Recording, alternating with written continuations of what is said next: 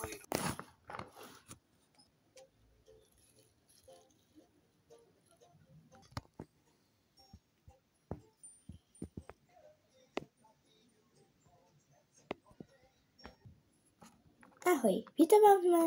vítám vás v mém obchodě.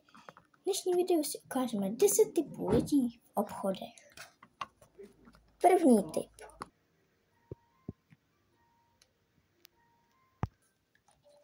Mami, už pojď. Vydrž a nebudeš v tom obchodě zlobit. Mami, koukej, kolik věcí tu mají.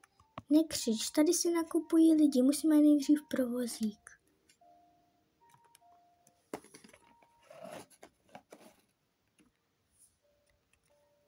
Tyjo, to jsou ale obří koblihy. No tak, Kristýnko, už máš doma dost sladkostí, jak přijel včera děda. Nepřeháněj to hned. Ale mami, vždyť ono je to tak sladoučký.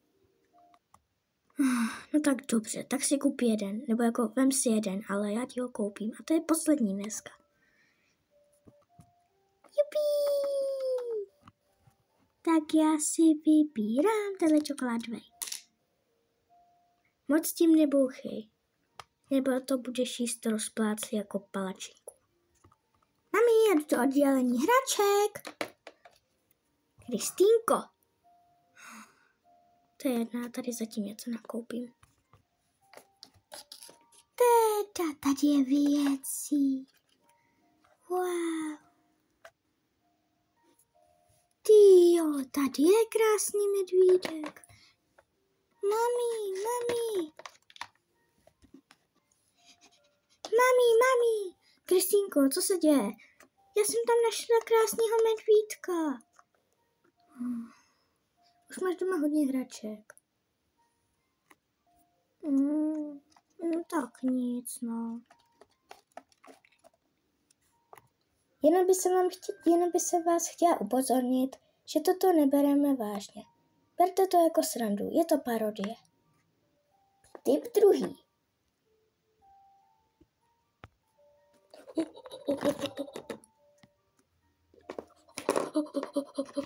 Jo, tak. Tyjo, co se koupím, ještě tady, tady, Niko, tady tohle.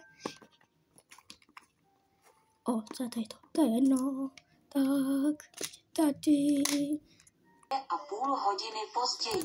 Tak jo, mám tu pro vás tady malej nákupek.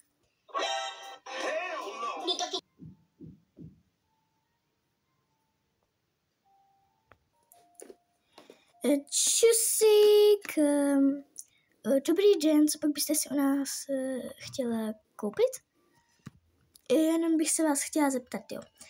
Kde máte oblečení a takovýhle showmanský věci, prosím vás? Máme tam vzadu. Dobře, děkuju.